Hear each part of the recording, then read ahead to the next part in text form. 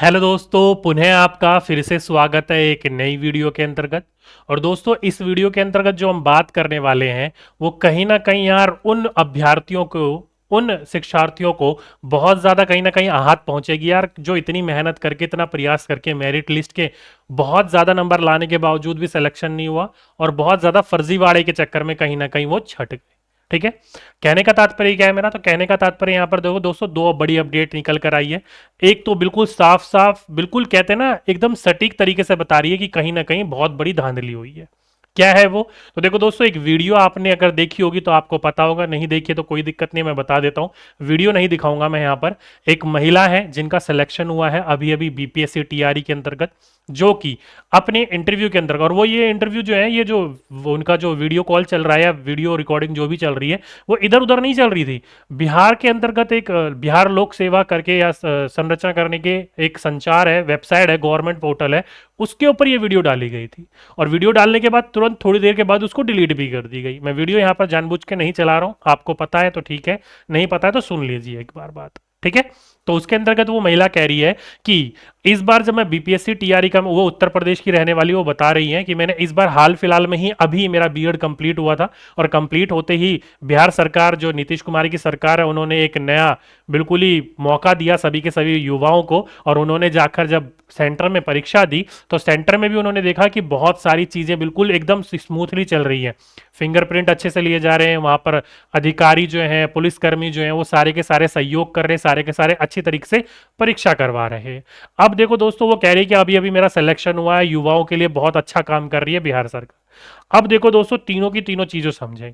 अभी अभी उनका बीएड का अभी अभी उनका बीएड कंप्लीट हुआ है, तो बीएड अभी अभी कंप्लीट हुआ है, तो अभी वाला तो स्टेट उन्होंने दिया नहीं होगा, एसटीईटी दिया नहीं होगा, क्योंकि वो जो है एग्जाम के बाद हुआ था।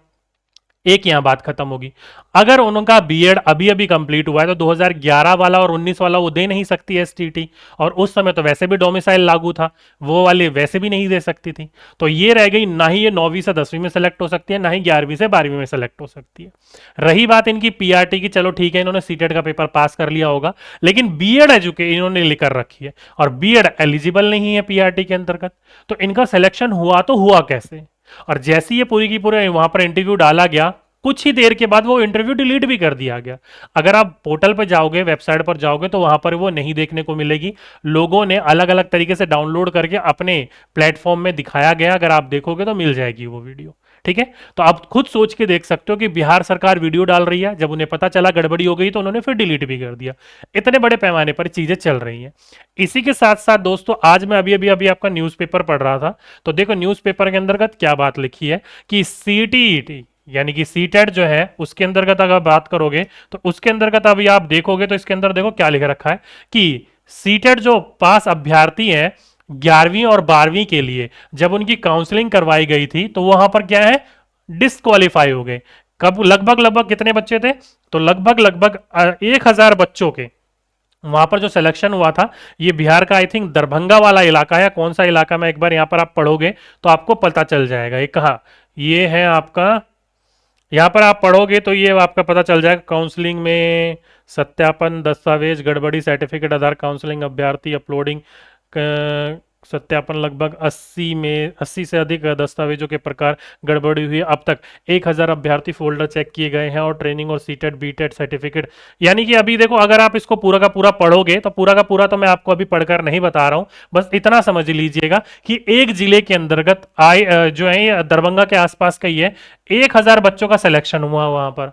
जब उनका फोल्डर चेक करा गया, जब उनके दस्तावेज चेक करे गए, तो लगभग लगभग 300 से अधिक, क्या है, 300 से अधिक ऐसे अभ्यर्थी पाए गए जिनके डॉक्यूमेंट है ही नहीं, और है तो फर्जी है।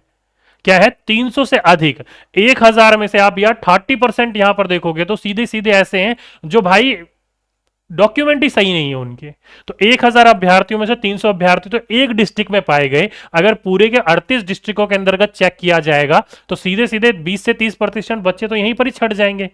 अब खुद सोच के देखो, एक डिस्ट्रिक्ट में इतना फर्जीवाड़ा देखने को मिल रहा है।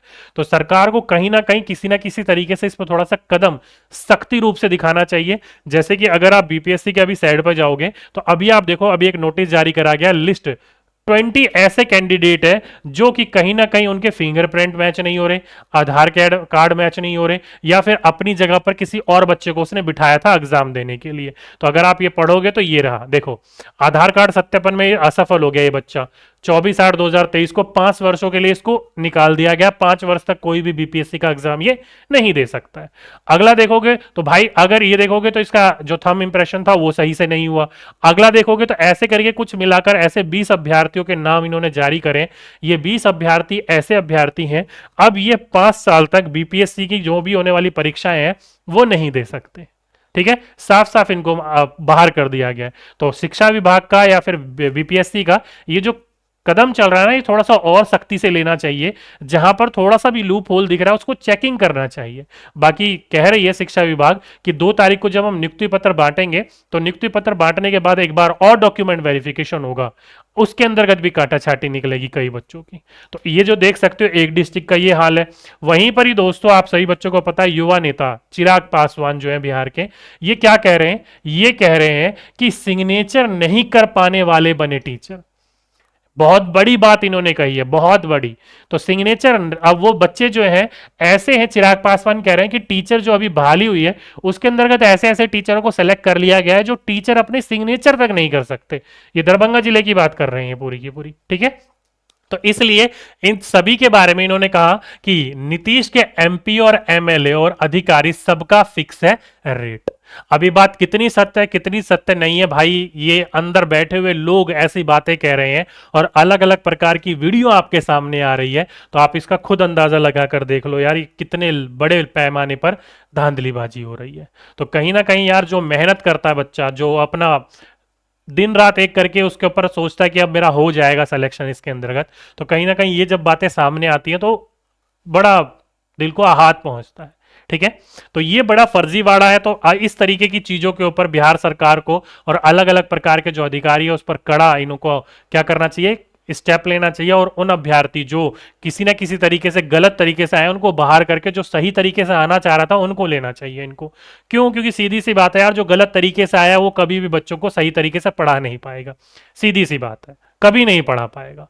ईमानदारी से काम वही कर सकता जो ईमानदारी से आया हो, सीधी सी बात है। आप खुद सोच के लगाइए, कोई भी ऐसा अधिकारी है जो अपने पद के लिए उसने 20 लाख 30 लाख 40 लाख रुपए दिए हैं, आपको क्या लगता है वो अपने पद पर आकर सही तरीके से काम करेगा? नहीं, कभी नहीं करेगा। क्योंकि वो सोचेगा यार जो मैंने 20 लाख 30 लाख 40 लाख रुपए लगाए हैं मैं उसका डबल पहले रिकवर करूं, और उस डबल को रिकवर करने के अंतर्गत उसके मन में इतनी पैसे की लालच भर जाती है कि उसका वो लालच कभी सीधा होता ही नहीं है, बढ़ता ही चला जाता है। तो उसी प्रकार से ये टीचर या किसी भी प्रकार के पद के ऊपर ये बैठ रहे हैं तो सही तरीके से कार्य कभी भी नहीं कर पाएंगे। अगर ये बात बिल्कुल सही है तो भाई आप खुद सोच के देखो यार, जब सिग्नेचर नहीं कर पा रहा व्यक्ति तो क्या करेगा उस चीज के लिए। थोड़े दिनों पहले एक वीडियो भी आई थी, एक बच्चे के हिंदी में सेलेक्ट हुआ था और वो सही तरीके से हिंदी नहीं बोल पा रहा था। देखो दोस्तों, ये बात एक अलग है, हिंदी का ज्ञान हो रहा है, हिंदी को बोल नहीं पाना। कई बार ऐसा होता है कि जो स्टेट में, जैसे बिहार है, बिहार में अधिकतर मैथिली या फिर भोजपुरी वगैरह बोली जाती है, तो हिंदी बोलने में कहीं ना कहीं मदर टंग उसकी वहां पर लड़खड़ा जाती है, वहां पर बीच में आ जाती है। तो इसलिए जैसे कि फॉर एग्जांपल के रूप में जब मैं भोजपुरी बोलूंगा तो जब मुझे गुस्सा आता है ना तो मेरी भोजपुरी हट जाती है साइड में, तब मैं या तो मेरी हरियाणवी निकलती है या फिर मेरी हिंदी निकलती है। ठीक है, लेकिन वो बच्चा घबराए में बोल रहा था, वो बात कहना बिल्कुल बेवकूफी होगी कि उसको हिंदी का ज्ञान नहीं होगा। स्पीकिंग स्किल अलग होता है, रीडिंग स्किल अलग होता है, राइटिंग स्किल अलग होता है। मदर टंग कहीं ना कहीं उस पर क्या करती है, इफेक्ट डालती है। जैसे कि फॉर एग्जांपल के रूप में कई बार मैंने देखा है जब बिहार के बच्चे पढ़ते हैं तो वो लड़के को लड़का बोलते हैं, लड़की को लड़की बोलते हैं, या फिर जैसे बंगाल के बच्चे पढ़ते हैं तो वी को भी बोलते हैं।